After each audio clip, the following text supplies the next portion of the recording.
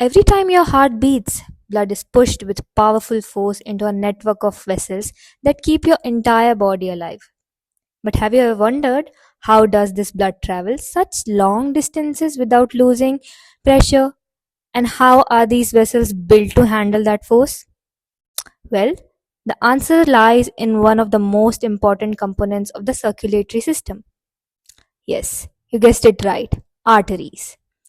Arteries are not just simple tubes, they are highly specialized blood vessels designed to carry blood away from the heart under high pressure. And their structure? It is perfectly adapted to their function.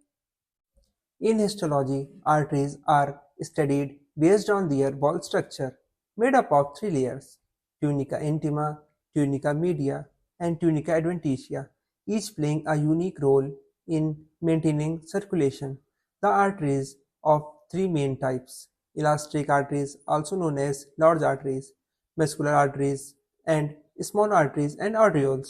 In this video, we will be discussing in detail about elastic arteries. Elastic arteries are also known as conducting arteries, are the largest diameter arteries in the body. They are defined by the presence of numerous concentric fenestrated elastic lamella sheets in their tunica media. Their name comes from their mechanical property. They are designed to stretch during systole when the heart ejects blood and recoil during diastole when their heart relaxes. This transforms the intermittent flow from the heart into continuous flow through the rest of the circulatory system. All elastic arteries are located proximal to the heart, can be classified by location and the side of circulation they serve. Elastic arteries are classified into two types: systemic elastic arteries, located on the left side of the heart, which carries oxygenated blood. B. Pulmonary elastic arteries. Systemic elastic arteries include aorta, brachiocephalic trunk, common carotid arteries, and the subclavian arteries. Now, we'll be looking in detail about the aorta. The aorta is the largest blood vessel in the human body. It acts like a shock absorber. When your heart pumps blood out, the aorta stretches like a balloon. Then it squeezes back while your heart relaxes. So, this keeps the blood moving smoothly instead of big dampening spurts. Before looking into the histology of aorta, let us discuss some basics of aorta. So the aorta, it has ascending, the arch, and the descending part. The arch of the aorta further divides into the brachiocephalic trunk, the left carotid artery, and the left subclavian. These branches divide into their sub-branches. So, like the other arteries, the aorta is also made up of three layers or the tunics with specialized functions. From the innermost to the outer, they are of three types. First, tunica intima. Second, tunica media. And the third one is tunica adventitia. Now we will talk about the each layer in detail. This is a section of aorta stained by oricin, and this is the lumen where blood flows. Adjacent to it, tunica intima, which is the innermost layer. Then the middle layer, tunica media, which is very acidophilic and the most prominent layer of the elastic artery. Then the tunica adventitia, this is the outermost layer. It is made up of connective tissue and collagen fiber surrounding the vessels. Now, we will talk about the innermost layer, that is tunica intima. The tunica intima is the innermost layer of the blood vessel, and it contains three distinct type of sublayers, each housing specific cell types that regulate vascular health, blood flow, and barrier functions. Endothelium cell, it is found by simple squamous endothelial cell. It is form a continuous semi-permeable monolayer in direct contact with the blood. These cells regulate vascular tone, prevent blood clotting, and control inflammation and facilitate the selective exchange of molecules. Basal lamina, that is a basement membrane. It is formed by no resident cell. It is an acellular extracellular matrix composed primarily of type 4 collagen, laminin, and progestocans secreted by the surrounding cell, and it provides a structural support, act as a molecular filter, and anchors the overlaying endothelium to the deeper connective tissue. Third cell of tunica intima, subendothelial cell connective tissue cell. It is classified under myointimal cells, modified contractile smooth cells that can migrate and proliferate, fibroblasts or fibrocytes, connective tissue cells responsible for synthesizing the extracellular matrix, macrophages, immune system cell that assembles debris and oxidizes lipids. It mainly provides flexibility, elasticity, and localized structure resilience. The composition varies by vessel types, becoming thicker in larger arteries like the aorta to accommodate high blood pressure. As you can see, this is tunica intima. Adjacent to the lumen consists of simple squamous endothelium linings. You can see this flattened endothelium cells here and forms the basement membrane. Also, thin layer of loose connective tissue present beneath the basement membrane. Tunica media, it is the middle layer. It is mainly made up of smooth muscle cells and elastic fibers. This layer is especially thick in arteries because arteries carry blood under high pressure from the heart. The smooth muscles in the tunica media can contract or relax, which changes the diameter of the blood vessel. When the muscle contracts, the vessel becomes narrower, a process called vasoconstriction. When the muscle relaxes, the vessel widens, called vasodilation. In this way, the tunica media helps to regulate blood pressure and blood flow. The elastic fibers present in this layer allow the arteries to stretch when blood is pumped by the heart and to return their normal shape afterward. In veins, the tunica media is much thinner because veins carry blood under low pressure. This is the tunica media. The black lines which you see here are the elastic lamellae. Also, the lines have holes in between them. You see? These are meant so that diffusion can work. So the elastic artery gets its name because tunica media consists of numerous such bands. As you can see here, there are so many bands. So the bands help in expansion and contraction of the vessels during blood flow. The nuclei are not as clearly visible here, but the nuclei we see here are modified smooth muscle cells which secrete extracellular matrix, tunica externa. It is the outermost layer. The tunica externa, also known as the tunica adventitia, is the outer covering of the blood vessels. It is mainly composed of connective tissue rich in collagen fibers. This layer protects the vessel and attaches it to the surrounding tissues and organs, preventing excessive stretching or damage. In large blood vessels, the tunica externa contains small blood vessels called vasa vasorum, which supply nutrients and oxygen to the outer part of the vessel wall. In veins, the tunica externa is usually the thickest layer, whereas in arteries, the tunica media is thicker. This is tunica adventitia, which is outermost covering, which consists of mainly of connective tissue and blood vessels. You see this white color, this is vasa vasorum, known as vessels of the vessels because it provides oxygenated blood to the walls of vessels, which itself is very prominently visible in this layer. This is also present in the tunica media. Now we will talk about the strain. The aorta is the largest elastic artery, and when you strain it with Verhoef von Gioson, as well as we can say that EVG, the best strain for elastic fibers. Its wall look like a stack of black wavy lines. 40 to 70% of them it is in the middle layer, tunica media. Each black line represents a sheet of elastic tissue, and between them you see yellow-brown smooth muscle. The EVG strain turns the elastic fiber black, collagen red, and a muscle a pale yellowish brown, giving excellent contrast. If you, instead of orosine strain the elastic layer, become dark brown on a light tan background, which is also very clear. The slides which you are seeing of aorta that is stained by orison. Was all the content we had for aorta. Let us now see the other type of elastic arteries, starting with carotid artery. The carotid arteries are two major blood vessels, one on each side of the neck, that was supply oxygen-rich blood to the brain, head and face. It protects your brain from pressure spikes. Your brain is very delicate. The carotid elasticity ensures that the blood pressure entering your skull is smooth and steady, not a violent wave that could burst your tiny vessels. They are essential for cognitive function and sensory or motor abilities. Now we will talk about layers of carotid artery. It consists of three layers.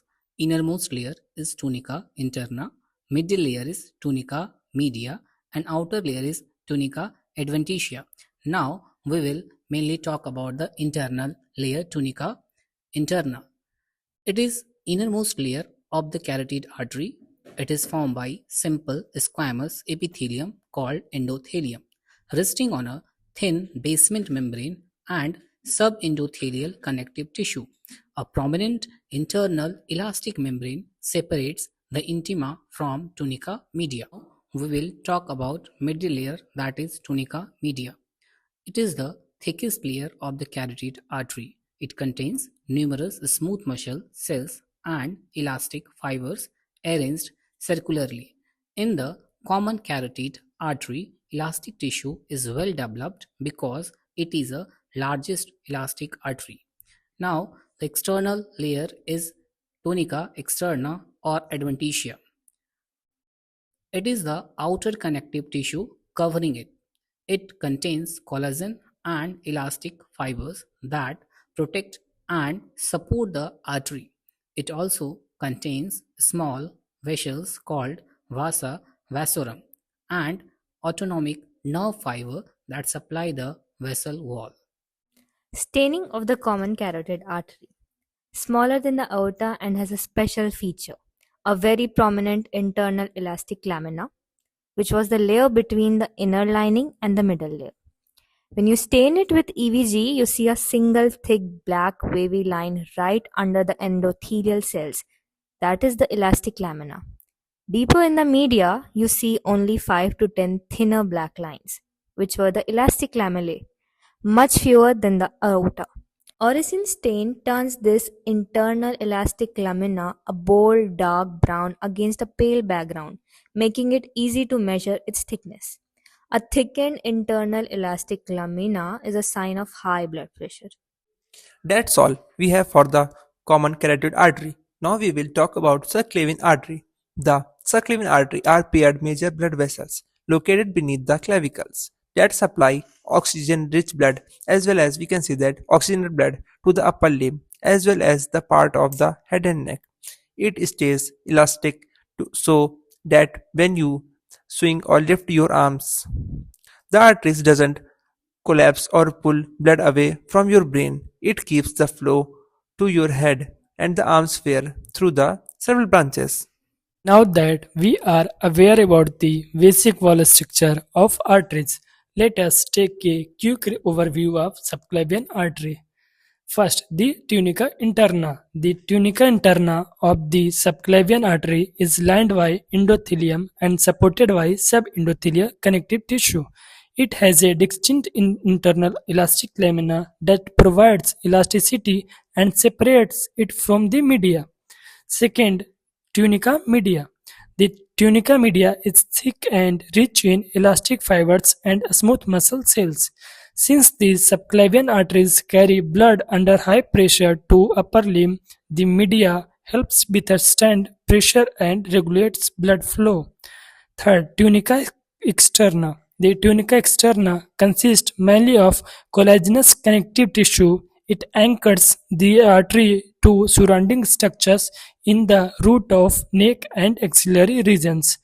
Vasa vasorum and nerve fibers are present in large portions. Staining of subclavian artery. Staining with EVG shows a mix. You see several black wavy elastic lamella about 5 to 10 in the media, plus a clear internal elastic lamina. However, compared to the aorta, the elastic layer are thinner and less numerous.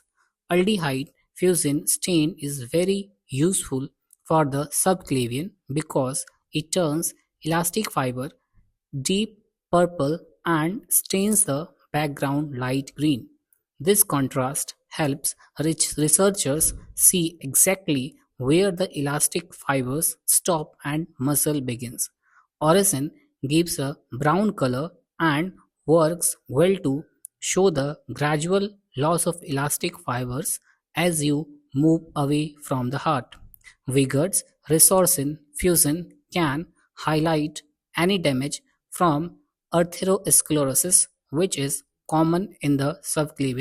If you remember, at the start of the video, we discussed that elastic arteries are classified into two types.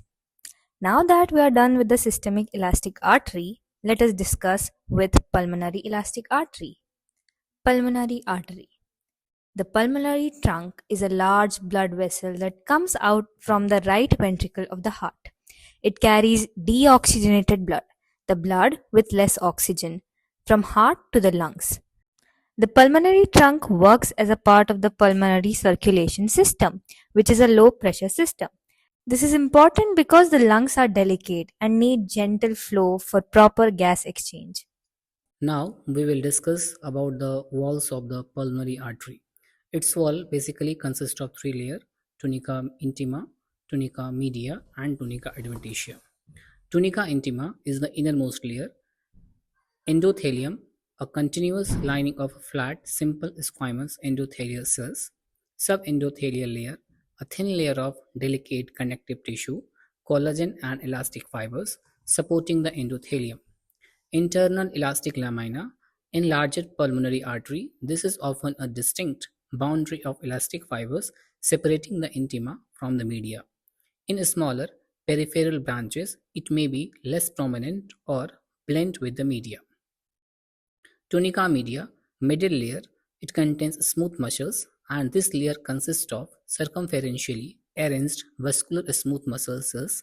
In larger elastic pulmonary arteries near the heart, it is interspersed with abundant elastic fibers to allow the vessel to stretch and accommodate cardiac output. External elastic lamina, a defined layer of elastic fiber that separates the tunica media from tunica adventitia. Tunica adventitia, it is outer layer. Connective tissue consists primarily of loose connective tissue, including bundles of collagen in elastic fiber that anchor the artery to the surrounding lung tissue, bronchiovascular bundle. Staining of pulmonary artery. The best strain for highlighting elastic fiber is Verhoeven van Gieschen. This stain turns the elastic lamella, the wavy layered sheet of elastic, black or dark purple, making them stand out clearly against the surrounding pinkish red muscle and yellowish collagen. Another similar stain is oracin, which is color elastic fiber brownish purple. These special stains are necessary because in a routine H&E stain, elastic fibers just look like pink wave line that are easy to confuse with collagen or smooth muscle. So with H&E alone, you might miss just how many elastic layers the pulmonary trunk has. Mason trichrome is also sometimes used. It stains smooth muscle red, collagen blue or green, but elastic fibers remain pale and less prominent. That's why VVG is the gold standard for elastic arteries. To conclude, elastic arteries such as aorta, pulmonary trunk, carotid artery, subclavian artery, and iliac arteries are the largest vessels located close to the heart. They are especially adapted with a thick tunica media rich in elastic fibers, which allows them to stretch during heart contraction and recoil during relaxation. This helps maintain a smooth, continuous blood flow. In simple terms, elastic arteries act as pressure buffers of the circulatory system. ensuring that blood flows steadily and efficiently throughout the body. Without them, the pulsatile force of the heartbeat could not be properly regulated. Histologically, they are the best identified using special strains like hematoxylin and eosin, as well as we can see H and E. And elastic fibers are clearly highlighted with the special elastic strains such as Van Hoff, Van, Geosin, or Origin strain. This key feature is a thick tunica media rich in elastic lamina, which allows the artery to stretch during the systole and recoil during the diastole. This produces continuous blood flow.